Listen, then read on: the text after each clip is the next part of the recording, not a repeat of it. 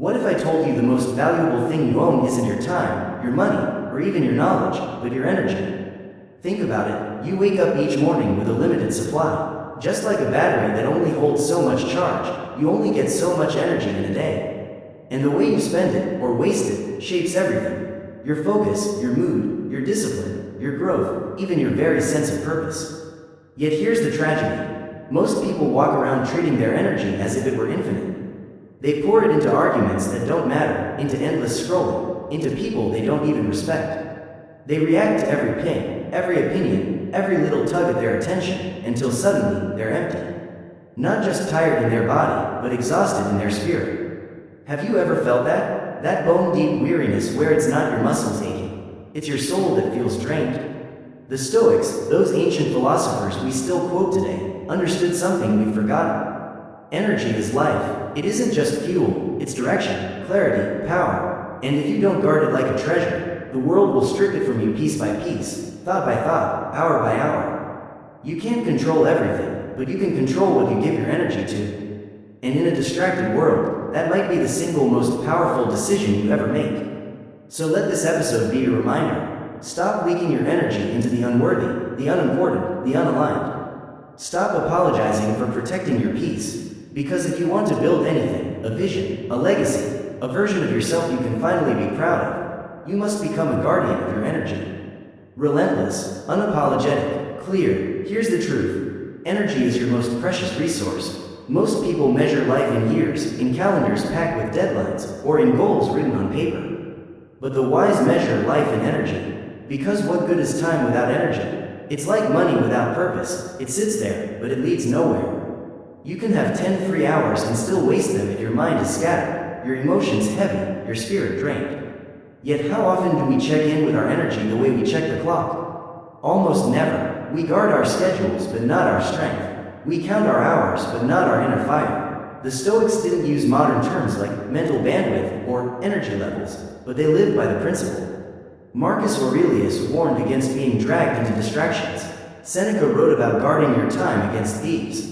And underneath their words was this timeless truth. Your inner fire, your vital force, is your most valuable possession. Lose it, and you lose clarity, courage, integrity. Look around you. How many times do you say yes to things that secretly drain you? How often do you scroll, not because you care, but because you're running from discomfort? How many people live rent-free in your mind, adding nothing but noise, tension, guilt? Every one of those moments is a withdrawal from your energy account. And here's the kicker, it doesn't replenish itself on command. Unlike time, which takes forward regardless, energy requires intentional restoration. You don't just get more by wishing for it, you earn it back through discipline, through alignment, through clarity of purpose. Because here's the truth, your energy always flows toward what you value, consciously or unconsciously. And if you don't define those values, the world will happily define them for you. And when the world defines your values, your energy gets hijacked. You spend it chasing approval, dodging judgment, comparing yourself endlessly, saying yes to commitments just so you feel needed. You confuse activity with progress. You're moving, yes, but not forward. To live with energy is to live with power, not the aggressive, loud, flashy kind. No, the quiet, unshakable kind. The kind that radiates from someone who knows exactly what they're doing, and why. Someone not pulled in 100 directions by every notification, every demand, every passing emotion. Someone who has returned to themselves enough times to say, my energy is sacred. Not everything deserves it. Imagine if you guarded your energy like a great artist guards their creative flow. Imagine if you defended it the way a warrior protects their sword, not out of fear, but because it's the very thing that makes their craft, their battle, their life possible. Your energy is not just what you run on, it is who you are becoming. Here's where we left off. Your energy is sacred, and guarding it is the beginning of every other good decision. When your energy runs low, you don't just feel tired, you lose your capacity to be present, to be patient, to be kind. The version of you that shows up under pressure is not your highest self, it's simply the self operating on fumes. And that isn't a personal failure, it's a signal of unmanaged energy. The Stoic move isn't guilt, it's honesty. Ask plainly, where is my energy going? Who's drawing on it, and are they worthy of that access? Which environments feed me, and which slowly drain me? These aren't selfish questions, they're survival questions, clarity questions that keep your inner fire from going dim. Because a distracted man is not a free man, and a depleted man cannot lead. So if you want real change, don't begin by rearranging your calendar. Begin by tracking your energy. Honor it, protect it, refuse to let it leak into circular arguments, empty habits, or people who confuse access with entitlement. Think of every yes as a wire attached to your battery. Do you really want that line open? You owe no one your exhaustion. You owe yourself your full capacity.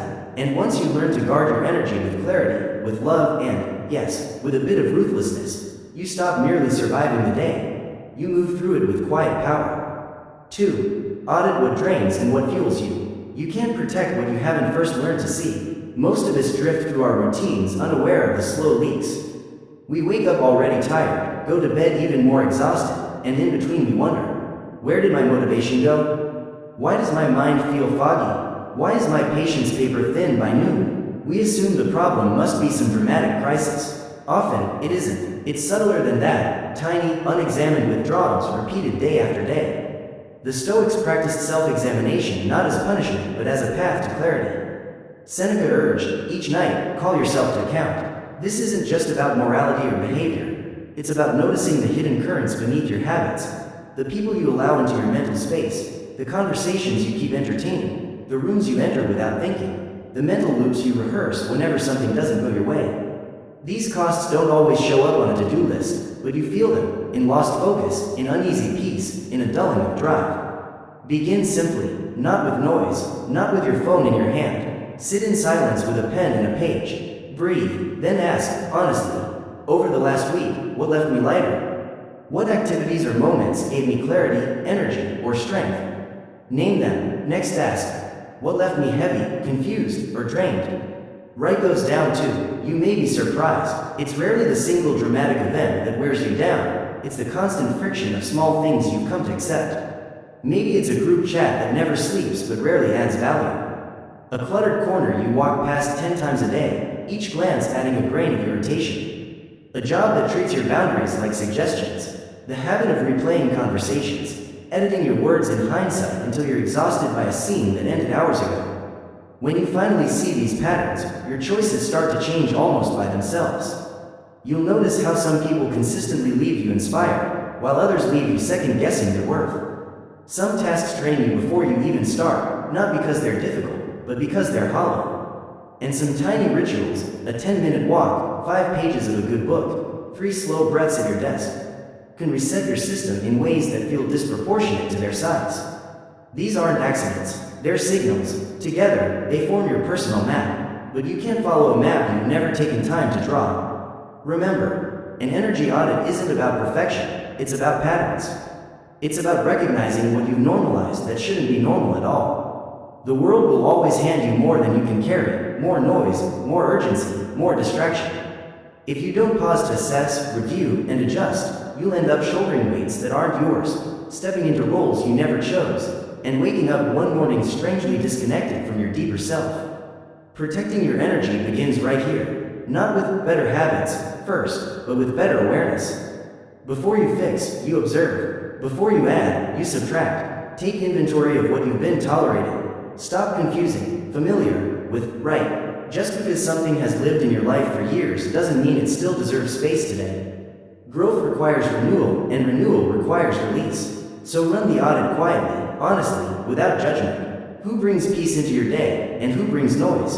Which actions restore your clarity, and which routines keep stealing it? What do you truly need more of right now, and what are you afraid to let go of, even though it keeps hurting you? Because once you see the leaks, you don't unsee them, and that clarity becomes your compass for everything that follows. From this point forward, every time you say yes to something that drains you, you'll feel it differently. You'll notice the cost, almost like a bill arriving in your hand. That discomfort, that inner tug in your chest, is not weakness. It's awareness. It's your spirit sharpening, reminding you that you're no longer living unconsciously. This is your life, this is your energy, and no one else can manage it for you. 3. Say no to preserve your focus. Each time you say yes to something that doesn't align with your values, your vision, or your capacity, you're not being generous, you're being dishonest. Dishonest with yourself, dishonest about your limits, dishonest about the true worth of your energy. Because every yes carries a price tag, and most of the time, that price is your focus. We live in a culture that treats no like a crime, as if declining an invitation or protecting your space is rude, cold, or selfish. But the Stoics would tell you otherwise. Epictetus said it plainly: no man is free who is not master of himself. And mastery, in part, is the ability to say no, not with guilt, not with apology, but with clarity. Because when you lack the courage to say no, your life gets filled with the noise of other people's expectations. Your days no longer move to the rhythm of your purpose, but to the endless clamor of demands that don't belong to you. Focus is not simply about being productive, it's about alignment. It's about going deep rather than spreading yourself wide. And depth is impossible when you're pulled in 20 different directions. Think about how it feels to be constantly interrupted, answering requests that aren't urgent, solving problems that were never yours to begin with, surrendering your best hours of concentration to distractions dressed up as obligations. Each little thing may look harmless, a favor here, a quick call there, but they compound. By the time you return to your own path, your clarity has evaporated. This is where self-respect meets self-awareness. It takes strength to say no, but even more than strength, it takes a belief in your own worth. When you know your mission matters, when you understand your attention is sacred, you stop scattering it like loose change. You stop apologizing for boundaries. You realize something profound. Your no is not rejection, it is redirection. You are not shutting people out, you are staying faithful to what you were built to do. The irony is, the more you say yes to everyone, the less of you remains for anyone. Your thoughts fracture, your presence thins, and those who matter most, including yourself, end up with the exhausted, distracted version of you. That isn't service. That is self-betrayal dressed up as people-pleasing. But there's another way, the Stoic way. A way where your days are not dictated by the noise of others, but by what truly matters. And the beautiful thing? You don't need cruelty to enforce it. You just need clarity. You can say, I'm not available for that right now, or I need to protect my focus today. That isn't selfishness. That's leadership. That's what it looks like to guard the gates of your mind, not out of fear, but out of a deep sense of responsibility. So imagine this. What if this week you said no to just 3 things that don't serve your energy? Just 3. A social event that always leaves you drained. A meaningless task you keep agreeing to out of habit. A phone call that interrupts your creative flow. The mental and emotional space you would reclaim could be enough to start building something real. Something that reflects your priorities instead of your fears. Your yes has weight. It is a contract, a commitment, a shift of your focus. So don't hand it out cheaply. Don't say yes just because silence feels awkward, or because you fear judgment, or because you're desperate to appear helpful. Say yes when it is true, when it is right, when it aligns with your deeper purpose. And everything else? Say no, not later, not someday. Now, and in those no's, you will discover power. You will discover clarity. You will discover the focus you've been chasing all along. 4. You don't owe your time to everyone. There is a quiet lie we are taught early, that kindness means constant availability. That being good means being endlessly accessible. That if someone wants our attention, they somehow deserve to have it. But here's the truth. Your time is a non-renewable resource. Once given away, it cannot return. And the belief that you owe it to everyone is one of the quickest paths to exhaustion, resentment, and mediocrity. The Stoics grasped the value of time with unmatched clarity. Seneca, in On the Shortness of Life, wrote that most people are stingy with their money yet reckless with their hours. They guard their coins but give away their days to anyone who asks, rarely questioning the true cost. He called this the most thoughtless form of generosity, because once your time is gone, no fortune, no power, no begging can buy it back. And that is where we begin, with the courage to treat your time as treasure, not as loose change for the world to pocket. Seneca called it the most thoughtless form of generosity, giving away your time as if it were endless. Because once it's spent, it's gone forever. You can't borrow more, you can't buy it back. The only thing you can do is decide, here and now, how to use the time that remains. Yet most people treat their time like a public park, open, unguarded, free to anyone who wanders in. They give it to those who haven't earned it, those who don't value it, and often, those who waste it. We answer every call, we reply to every message, we say yes automatically, before even checking if we want to. And slowly, piece by piece, our lives are scattered into 100 fragments of other people's plans, while our own vision sits neglected. To truly protect your energy, you must unlearn the reflex of being endlessly available. You are not an open door policy. You are not a call center, waiting for anyone who has your number. You are a finite human being with a finite capacity. Forget that, and the world will happily take more than you can give. And here's the trap. The fear of being labeled selfish is powerful. That's why this lie works so well. But let's be clear, what's truly selfish is pretending to give when your heart isn't present. Think about it, when your mind is scattered, your soul depleted, and your presence only half alive, are you really giving? No, that's not generosity. That's performance, and over time, it erodes both your self-respect and the authenticity of your relationships. People don't just feel your words, they feel your energy. When it's hollow, they know. So what's the alternative? It's not cruelty, it's clarity. It's the calm, steady ability to say, I'm not available for that today. Or, I need this time for myself. Not with guilt, not with over-explaining, but with quiet conviction. You don't owe anyone a justification for valuing your time. You don't need to apologize for putting your priorities first. Those who respect you will understand, and those who don't, they weren't honoring your space in the first place. Time is not just hours on a clock. It is your attention, your focus, your very life force. And if you want a life that reflects your values, your mission, and your potential, you must stop handing your time to anyone who simply demands it. Instead, give it to what truly matters. Here's a practice. Before agreeing to anything this week, pause. Just pause, and ask yourself 3 simple questions. Is this aligned with the person I'm becoming? Is this request rooted in mutual respect, or simply in expectation? And if I say yes to this, what am I saying no to, and is that trade worth it? You don't owe your time to everyone, but you do owe it to yourself to use it with intention. And in that subtle shift, from guilt to clarity, you reclaim the rhythm of your life. 5. Minimize pointless friction. There's a particular kind of tiredness that doesn't come from effort, but from resistance. It's not the weight of doing too much, it's the strain of fighting too much. Arguing over things that don't matter, explaining yourself to people who don't want to understand, managing situations that shouldn't even be yours to manage. That friction, silent and invisible, is what slowly drains your energy, clouds your clarity, and robs you of peace. The Stoics were masters of stripping away the unnecessary. Epictetus advised, if you wish to improve, be content to appear clueless or stupid in extraneous matters. In other words, let go of what doesn't deserve your attention. Release the urge to defend every opinion. Resist the bait of every provocation. Life already has enough genuine challenges. Why multiply them with needless reaction? But here's the challenge. The modern world rewards noise. It trains you to believe you must have a stance on everything. Reply to every message, debate every issue, and keep yourself endlessly available, mentally, emotionally, digitally. Silence is seen as weakness. Disengagement is labeled as not caring. So you get dragged into loops, explaining, defending, debating people who don't want truth, only victory. And what's the real cost? Not just minutes on a clock, but peace in your spirit. That tightness in your chest you can't explain. That fatigue that lingers even after rest.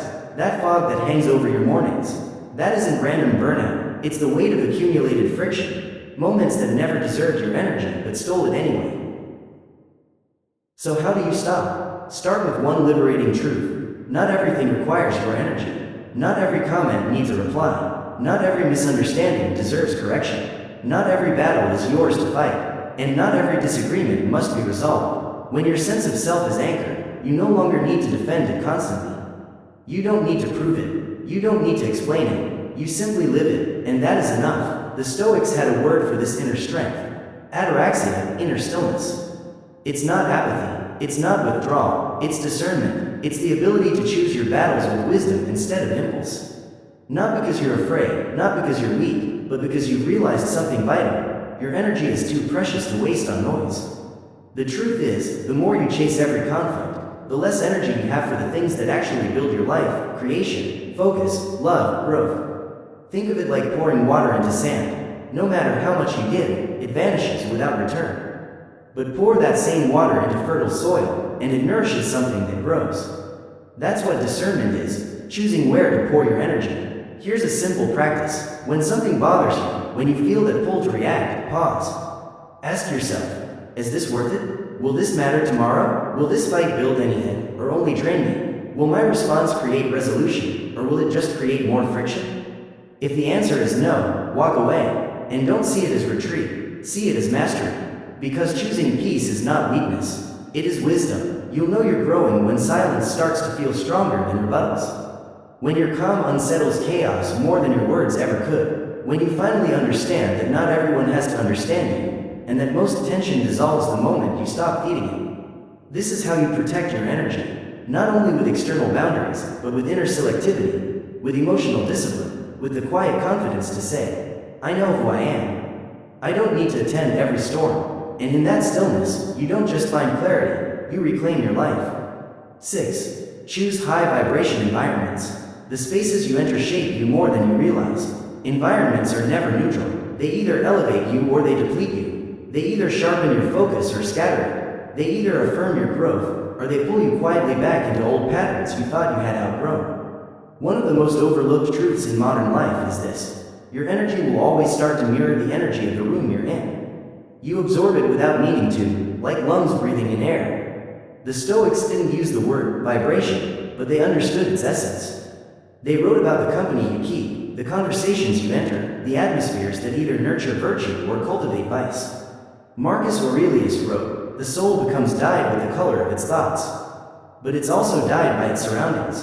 Walk into a room filled with chaos, gossip, and ego. You will feel it, even if you say nothing, even if you believe you're above it. Energy is contagious, and most people catch it without ever noticing. That's why choosing your environment isn't a luxury, it's survival. You can meditate every morning, journal your intentions, eat with discipline. But if you spend your days in spaces that dull your spirit, feed your worst impulses, and drown your clarity in noise, you will forget who you are. Not instantly, not dramatically, but gradually, subtly, until one day you wonder why your inner fire feels dimmer than it used to. So ask yourself, what spaces drain me even when nothing goes wrong? What conversations leave me feeling smaller instead of stronger? Where do I feel the pressure to perform instead of the freedom to simply be? These aren't signs of weakness, they're signals of misalignment. They're your nervous system whispering, you don't belong here anymore. Now, think about the opposite. Think about the rare spaces where your mind feels open, where your breathing slows, where your presence strengthens. Maybe it's a quiet library, a clean and intentional workspace, a friend's home where truth flows without fear, a walk in nature, or simply a notebook on your lap at sunrise. These aren't random, they're sacred spaces. And they don't just happen. They're chosen, curated, protected. Choosing high vibration environments doesn't mean running from every challenge. It means intentionally surrounding yourself with contexts that support your growth instead of stunting it. It means refusing to normalize toxicity, gossip, or mediocrity just because that's how everyone else does it. It means designing a life where your surroundings reflect who you are becoming, not who you used to be. Look around your current life, your home, your workplace, your social circle, even your digital feeds. Ask yourself, what is this environment teaching me to value? Is it sharpening my discipline or dulling it? Is it cultivating my peace or constantly disturbing it? These aren't aesthetic questions, they are existential ones. Because over time, your environment becomes your mirror. Stay too long in the wrong places, and you begin to resemble the very things you once wanted to escape. But choose wisely, and your environment will lift you, protect you, and carry you toward the person you're meant to become. So choose with care. Surround yourself with spaces that honor your energy, not hijack it. Step into environments that invite the best version of you, not ones that demand you wear a mask, perform, or pretend. And when you find such a space, treat it like gold. Protect it, expand it, build your life around it. Because the highest form of protecting your energy isn't just boundaries, it's placement. The deliberate placement of your body, your mind, your spirit. When those align, something shifts. You don't just feel better, you become better. 7. Protect your mornings and your rest. There's a sacred power in the way you begin and end your day. These aren't ordinary hours, they're the bookends of your mental and emotional stability. Yet most people treat them carelessly, pouring noise into their mornings and overstimulation into their nights. They wake up already behind, and they collapse into bed with a mind still racing. And then they wonder why they're always tired, not just in their muscles, but in the marrow of their being. The Stoics understood rhythm. They knew the power of beginnings and endings. Marcus Aurelius often wrote in the quiet hours of dawn, reminding himself of the man he wanted to be before the demands of the empire pressed in. And Seneca urged us to reflect before sleep, not to shame ourselves, but to examine with honesty, so that tomorrow could be lived better than today. These weren't productivity hacks, they were rituals of self-respect. If you truly want to protect your energy, start by protecting your mornings. Don't give them away too quickly. Don't let your first glance be the blue glow of your phone. Don't scroll through the noise of other people's lives before you've anchored your own. The first moments of the day are like wet cement. Whatever you imprint there will harden and set the tone for the hours that follow. So make those minutes intentional. Still, honest, even 5 minutes of silence, reflection, or slow breathing can shift the way you carry yourself for the next 15 hours. And then, protect your rest. Not just sleep, rest. Deep, full recovery from the noise and demands of the day. Rest doesn't happen by accident. The world will gladly steal your nights, filling them with endless streams of content, with urgent distractions, with dopamine loops designed to keep your mind wired long after the sun goes down. But here's the truth. Rest is not a luxury. It is not a reward you earn by crossing off your to-do list. Rest is a requirement for staying human. Start small, shut down earlier than usual. Let your evenings be a soft landing, not a crash. Light a candle, dim the lights, put your phone across the room. Journal, stretch, read, whatever signals to your nervous system. It's safe now. You can slow down, because your nervous system cannot reset in chaos. It needs rhythm, it needs stillness, it needs you to stop treating exhaustion as a badge of honor. When you protect the edges of your day, the beginning and the close, everything in between starts to transform. You move through the middle hours with more presence, more clarity, less reactivity. You stop rushing without purpose. You stop living as if every second is an emergency. You begin to lead your day instead of being dragged by it. And over time, that becomes your new baseline. Not stress, not constant fatigue, but steady, sustainable energy, rooted in rhythm and respect. So ask yourself, how am I entering my day? How am I exiting it? What needs to change? What boundaries must I draw, not for others, but for myself, so that I stop bleeding energy at the moments I need it most?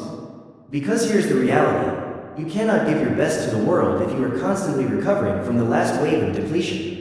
Protect the start, protect the close, and watch the middle of your day rise into something entirely different. 8. Guard your mental inputs. Your mind is not a landfill. It is not built to hold every headline, every argument, every trend, every crisis. But in a world where information flows faster than thought, it's easy to forget this. We scroll endlessly, consume unconsciously, and absorb more than our soul can process. Just as your physical health is shaped by what you eat, your mental clarity is shaped by what you consume. And most people are not mentally exhausted because they've done too much, but because they've absorbed too much. The Stoics warned us, be vigilant gatekeepers of the soul. Epictetus once said, if someone were to hand your body over to a passerby, you would be outraged. Yet you hand over your mind to anyone who wanders by. In today's language, that looks like this, handing your attention to every notification, every viral video, every opinion you didn't ask for. Imagine if strangers walked into your home and dumped garbage across your floor. You'd never tolerate it. And yet, many of us let it happen daily inside our minds. So why would you allow others to pour noise into your consciousness?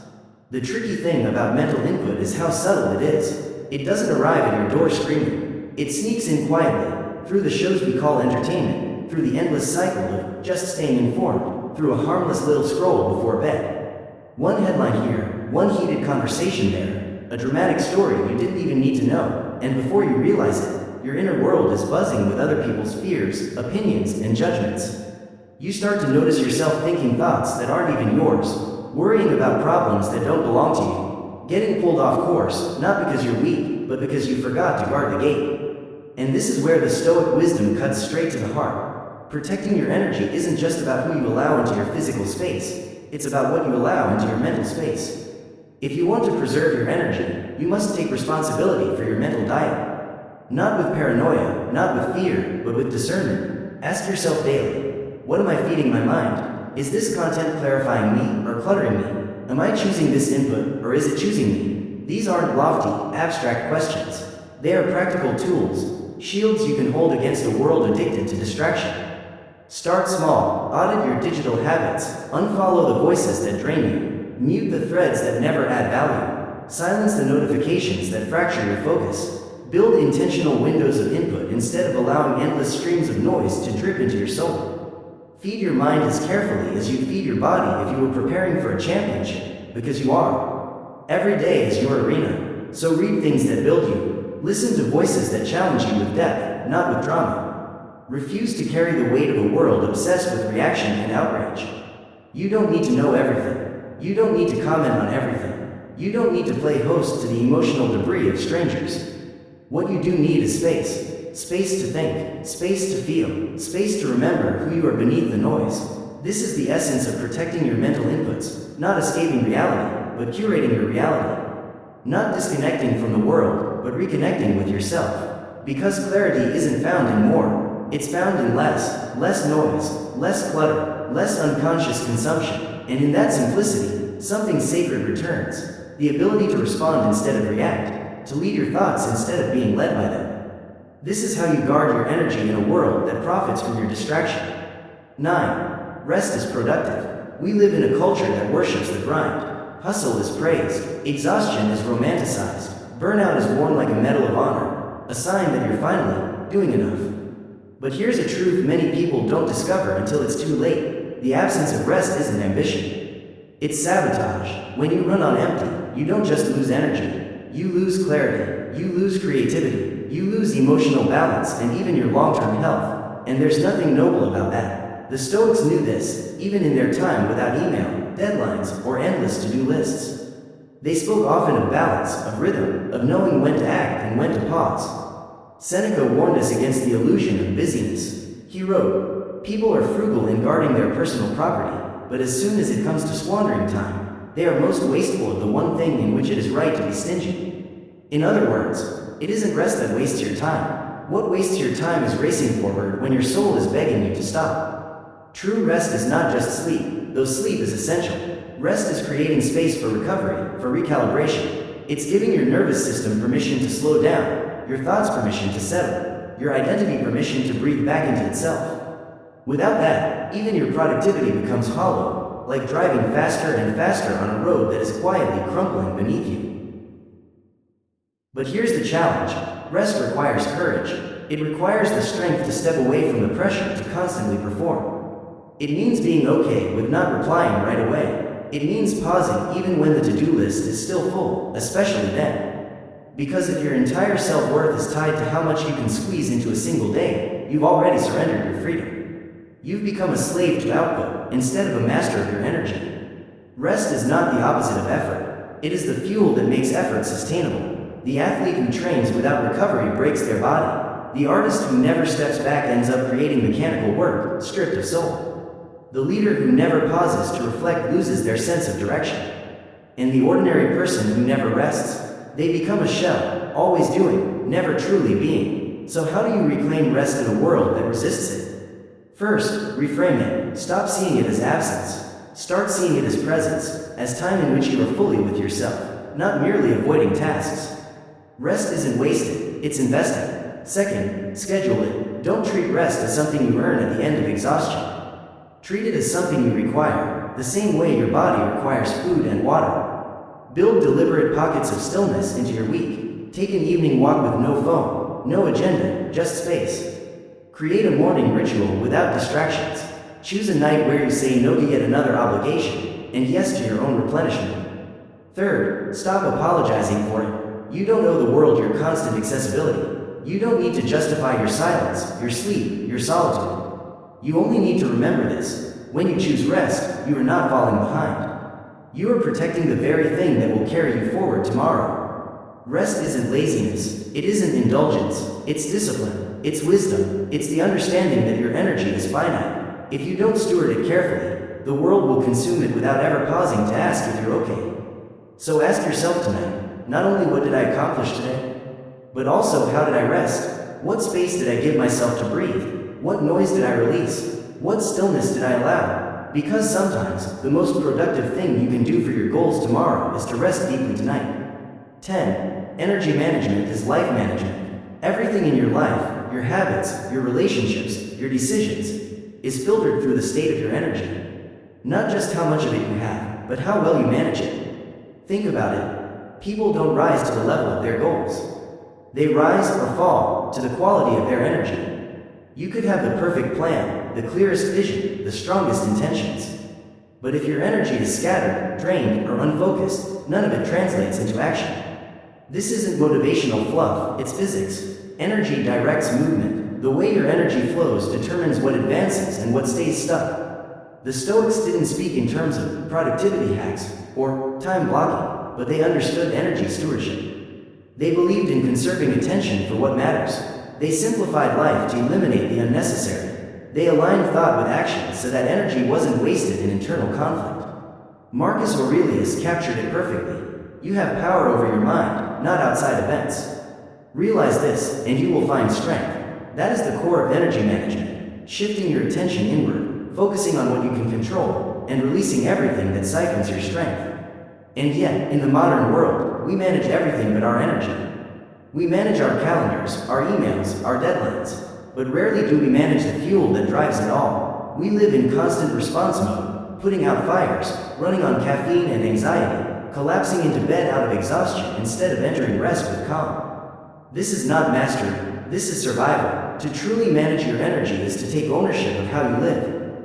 It's noticing the leaks, the conversations that always leave you drained, the habits that cloud your clarity, the obligations that keep you busy but not fulfilled. And it's recognizing what fuels you, the people who inspire you, the routines that ground you, the environments where your breath comes easier. Energy management isn't just about avoiding the negative, it's about curating the positive. It's about designing your day so your most important work gets your highest energy, not your scraps.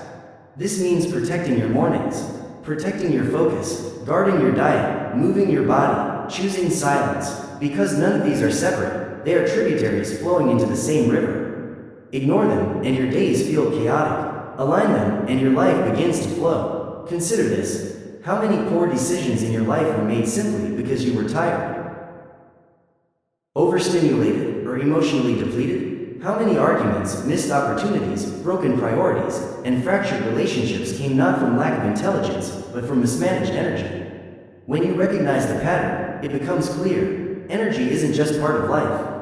Energy is life. It is the current running through every thought, every word, every choice. So treat it with the seriousness it deserves. Build your lifestyle around it. Let your calendar reflect your values, not just your obligations. Let your rest be sacred, not negotiable. Let your environment be intentional, not. Let your work align with your natural rhythm, not some artificial clock. Let your digital diet serve your mind, not enslave it. Because when your energy is steady, aligned, and high, everything changes. You think clearer, you act wiser, you respond instead of react. You attract better people, you hold stronger boundaries, you move with a calm, unshakable momentum. This is the essence of mastery. Energy management is life management, and once you grasp that, you stop living like a victim of your circumstances, and start living as the architect of your existence. This is the kind of life the Stoics model, not one built on force, but on alignment. They knew energy isn't infinite, but they also knew it can be renewed if you learn to protect it. And here's the beauty. When you master your energy, you don't just get more done. You live more deeply, you feel more fully, you move with greater purpose. Protecting your energy isn't only about saying no to others. It's about saying yes to yourself, to clarity, to peace, to the version of you that no longer runs on fumes just to keep pace with a noisy world. The Stoics never promised us control over the outside world, but they gave us something better, the reminder that we can control our inner world. And that control begins with energy, where it flows, and what it fuels. Because wherever your energy flows, your life grows. So don't wait for burnout to remind you of what matters. Don't wait until fatigue becomes your normal state. Begin now, with one quiet refusal, one clear boundary, one conscious pause, and you'll feel it, subtle but unmistakable. Your presence returns. Your inner fire rebuilds. You stop surviving your days and start shaping them. If this message spoke to you, if it reminded you to reclaim your power, not with force but with focus, share it. Share it with someone who's tired, someone who gives too much, someone who has forgotten how strong they are when they slow down enough to protect what fuels them. And if these words gave you value, consider, because each episode is meant to be a quiet reminder of what the world doesn't often tell you, that peace, strength, and clarity aren't things you stumble upon. They are things you build, one thought at a time, one breath at a time, one choice at a time. Remember, your energy is sacred. Treat it that way. Sometimes, the strongest act you'll ever perform is simply to walk away. Not in anger, not in weakness, but in clarity, because true strength isn't always loud. It doesn't always roar. Often, it's quiet, steady, rooted in self-respect. You don't have to argue. You don't have to justify. You don't have to beg for understanding. When something no longer serves your growth, your peace, your values, the most powerful thing you can do is to release it. But we've been trained differently, haven't we? We're taught to endure, to fix, to prove our worth by holding on long after we should have let go. Whether in relationships that drain us, jobs that numb us, or routines that shrink us. And then, we dress it up. We call it loyalty. We call it resilience. But the Stoics would call it what it truly is: misalignment. Seneca warned us plainly. It is not that we have a short time to live, but that we waste a lot of it. And so often, what we waste most is time spent clinging to what we've already. So understand this clearly. This episode is not about quitting life. It's about choosing it, fully, consciously. It's about recognizing when it's time to leave behind the spaces, the people, the patterns that no longer reflect who you are becoming. Because walking away isn't weakness, it's wisdom, and when you honor what no longer belongs, you create space for what does. Let's begin this truth together. 1. Walking away is strength, not failure. There's a moment, quiet, invisible, when a person decides they will no longer betray themselves. They choose to step back, to loosen their grip, to prioritize inner peace over external approval. It doesn't come with applause. It won't be celebrated. In fact, it will often be misunderstood. But that moment, that choice, is power. Because walking away, when done with clarity, isn't an act of defeat. It's the highest act of self-respect. We've been conditioned to equate perseverance with virtue. To believe that staying, fixing, enduring, at any cost, is the mark of strength. But strength without direction is nothing more than self-destruction in slow motion. There is nothing noble about sacrificing your soul just to prove your loyalty to something that is already breaking you. The Stoics saw this clearly. Epictetus reminded us, some things are up to us, and some are not. And when something is no longer within your control, when your presence is no longer healing, when your effort is no longer respected, it's no longer yours to carry. The wise path is to release it, not in bitterness, but in wisdom, not in anger, but in clarity. Because clinging to what's fading only delays your growth. It's not failure to walk away from a place that can no longer hold the person you are becoming. It's not weakness to say, this version of me doesn't belong here anymore. That is not defeat, that is evolution. And the truth is this: many of the most powerful shifts in your life will begin with a single, quiet decision to leave. To not send that one more message, to not justify your absence, to not beg to be understood. Of course, walking away isn't easy, especially when you've invested time, emotion, identity. Your mind will resist, your ego will panic, your heart will ache, but still, there will come a moment when you know, it's time. But the soul always knows. Long before the mind reasons it out, long before the words catch up, you feel it. You feel it in your gut. In the knot of tension that never leaves. In the way your energy keeps leaking no matter how much you rest. In the quiet, persistent whisper that says, you're not supposed to keep hurting just to look consistent. Strength is not measured by how long you can grip the rope. It's measured by your ability to release what no longer aligns, without needing anyone's permission, without waiting for applause. Yes, people may not understand. They may call you cold, dramatic, selfish, but pause and ask, what is truly selfish? Is it selfish to honor your peace? Or is it selfish to expect someone to abandon their peace just so others can remain comfortable? To demand that someone shrink, silence themselves, and keep bleeding just so appearances are maintained? Walking away is not avoidance. It's alignment. It's not about running from difficulty. It's about running toward authenticity. It's about reclaiming your sacred right to protect your energy, your values, your direction. It's about refusing to stay in spaces that demand your silence more than they honor your truth. So if you find yourself in a situation that no longer serves your highest self, if you've been wrestling with the question of whether leaving means failure, remember this: staying in the wrong place is the real failure. Choosing yourself, even when it feels uncomfortable, even when it costs you approval, is the beginning of a deeper strength. A quieter strength, a strength that doesn't need to shout to be real. 2. Don't stay where you shrink. There's a subtle kind of damage that unfolds when you remain in places that no longer fit you. It doesn't always look like pain. Sometimes it looks like silence, like the soft muting of your own voice, not out of serenity, but out of fear. Sometimes it feels like your ideas becoming smaller, your confidence growing thinner, your presence dimming just enough so you don't take up too much space. And it doesn't always announce itself loudly. It hides behind habits. You start second-guessing yourself. You say, "I'm sorry," more than you used to. You tolerate things you once would have rejected. And little by little, almost without noticing, you begin disappearing from your own life. We rarely talk about this shrinking, this quiet erosion of the spirit. The way we silence our needs just to avoid conflict. The way we play small because the room we're in cannot handle our full presence. The way we stay in friendships, careers, or dynamics where our growth feels like a threat to those who haven't grown themselves. And we tell ourselves comforting stories. I'm being kind. I'm compromising. I'm keeping the peace. But let's be honest, the Stoics would not call it kindness. They would call it what it truly is, a slow erosion of the soul. A misalignment that corrodes from the. Marcus Aurelius once wrote, "Waste no more time arguing about what a good man should be." B1. Applied to today, that sounds like this. Stop debating whether you should stay in places where you are not growing. Stop rationalizing. Just leave. Just become. Just move forward. You were never created to fit into environments that demand your self-abandonment. You were never meant to edit your essence just to suit people who fear your evolution. So when you feel yourself shrinking, take it as your cue, not to push harder, not to endure longer, but to look deeper. Ask yourself, why am I still here? Who am I becoming by staying? Because here is the truth. There is nothing noble about remaining in spaces that stunt your potential. In fact, the longer you stay, the more distorted your identity becomes.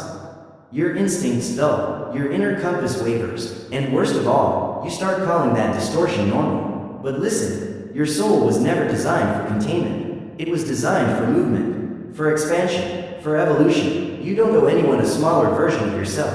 You don't need to disappear to feel safe.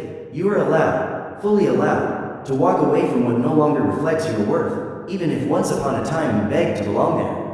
This doesn't mean you abandon every space at the first sign of discomfort. Growth, by nature, is uncomfortable.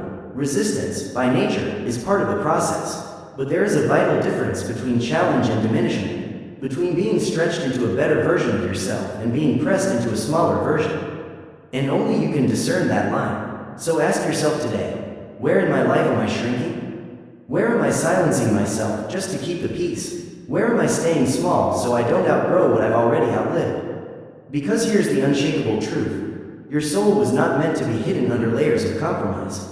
It was not designed to dim its light just to fit into a room. You are meant to expand, to evolve unapologetically, to take up space with grace and strength. And any environment, whether a job, a relationship, or a community, that cannot hold your truth is not an environment you are obligated to remain in. Remember this, you don't owe anyone the smaller version of yourself. You don't have to compress your spirit to make others comfortable. You are free to walk away, not in anger, not in fear, but in truth, because you are not meant to shrink, you are meant to rise. Shrinking may keep you accepted, but walking away is what keeps you whole. 3. Your peace is too expensive. Peace is invisible until it's gone. You don't realize its worth until your chest feels tight with anxiety, your shoulders knot with tension, your mind refuses to quiet. All those signals are receipts, proof that something inside you is paying a price. And what is that price? Often, it's the cost of being in the wrong place, surrounded by the wrong energy, holding on to the wrong expectations. Too often, we trade peace for things that don't last: approval, status, comfort, predictability. But at what cost? The Stoics reminded us, protect your inner citadel, that sacred inner fortress no storm can touch, unless you open the gate yourself. Epictetus warned, no man is free who is not master of himself. But how can you master yourself if your peace is always up for negotiation? If it shatters at every opinion, bends under every demand, dissolves at the first hint of disapproval? Then you've sold the most valuable part of yourself for something temporary and empty. So think about it. How many times have you said yes when your whole being whispered no, just to avoid conflict? How many conversations have you endured, leaving you emotionally bruised, just because you didn't want to appear rude? How many hours have you wasted obsessing over people you cannot change, outcomes you cannot control, fears that were never yours to carry? Every single one of those moments costs you something. Time, energy, sanity, but more than that, they cost you connection with yourself. Because when your peace is disturbed, it isn't just discomfort, it's disorientation. You lose your rhythm, you stop hearing your own voice, you start reacting to the world instead of aligning with your truth. Here's the reality. Not everyone deserves access to your calm. Not every situation requires your involvement. Not every invitation deserves your yes. The stronger you grow, the more fiercely you must protect your state of mind. Because energy leaks don't always look like threats. They show up disguised as opportunities, obligations, even as. That's why you have to draw the line. Not with anger, but with clarity. You have to decide, firmly, that anything costing your peace is too expensive. No matter how familiar it feels. No matter how tempting it looks. No matter how loudly the world praises it. That job that drains your spirit? Too expensive. That friendship that thrives only when you stay silent? Too expensive. That cycle of overthinking, overgiving, overcommitting? All of it, too expensive. Understand this. Peace is not passivity. It's not avoidance. It's wisdom. It's the ability to choose your battles.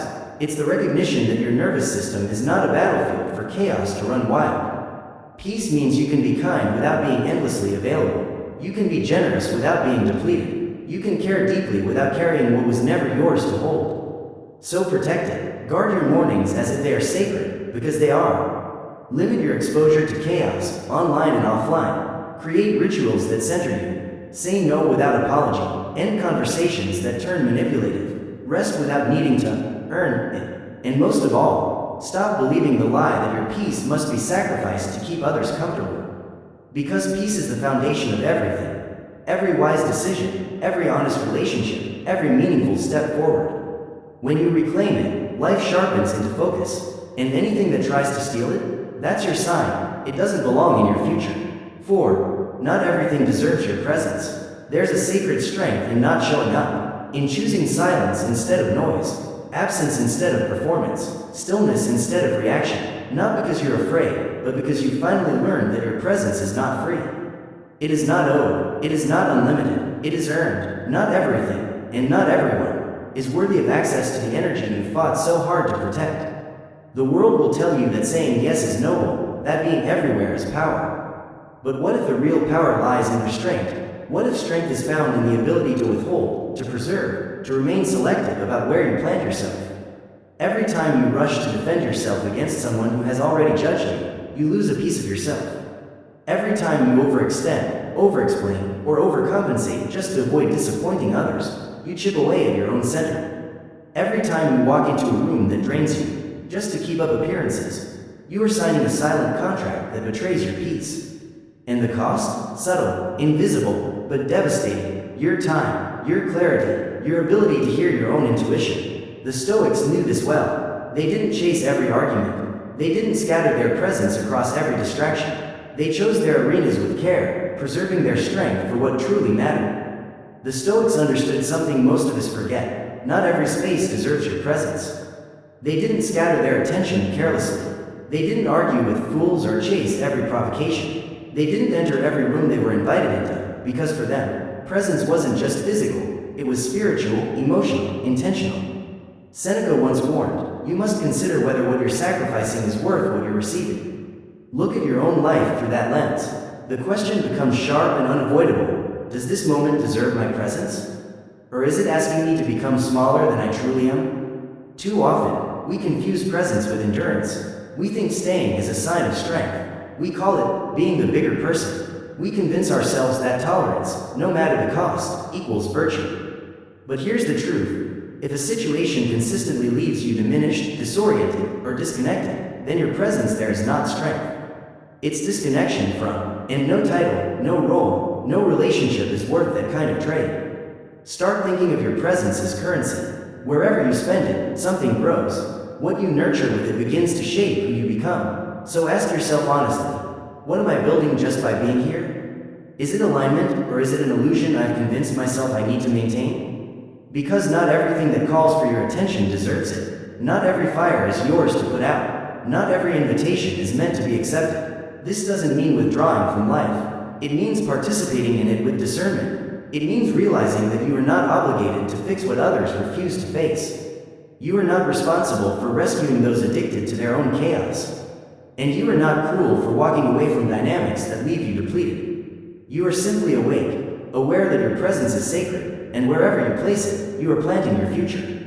So the next time you feel the familiar pull to engage in a pointless debate, to stay in an environment that drains you, to answer that message that spikes your anxiety, pause. Breathe. Ask yourself, am I walking into this out of alignment or out of habit? Am I showing up because I truly want to, or because I'm afraid of what happens if I don't? And if the answer costs you your dignity, your peace, your authenticity, walk away.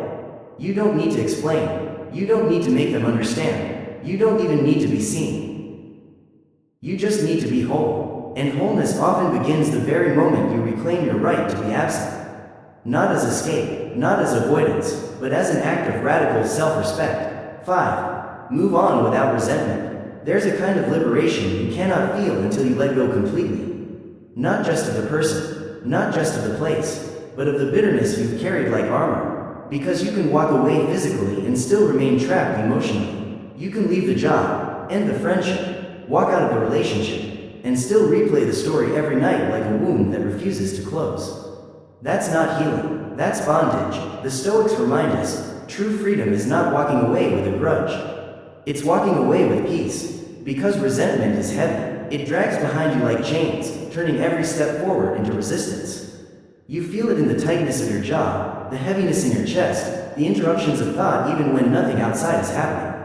Resentment deceives you. It whispers, you moved on. But really, you're still orbiting the same pain, just from a greater distance. And here's what makes resentment seductive. It feels justified. It offers you a story to grip. It tells you, you were wronged. You were mistreated. You deserve to be angry. And maybe that's true, but the Stoics would ask, at what cost? Because if the injustice continues to live inside you, then it's still controlling you. Epictetus said, you may fetter my leg, but not even Zeus has the power to break my freedom of choice. In other words, others may wound you once, but you choose whether they wound you 1,000 more times in memory. You don't need to hold on to anger to protect your worth. You don't need to hate someone to prove they failed you. You can forgive, not because they deserve forgiveness, but because you deserve freedom. Because your peace matters more than the story of your pain. And remember, forgiveness is not the same as reconciliation. You don't have to restore contact. You don't have to invite them back in. Forgiveness is simply the quiet act of choosing your future over your past. It's the clarity to say, I release this. I will not carry what weighs me down anymore.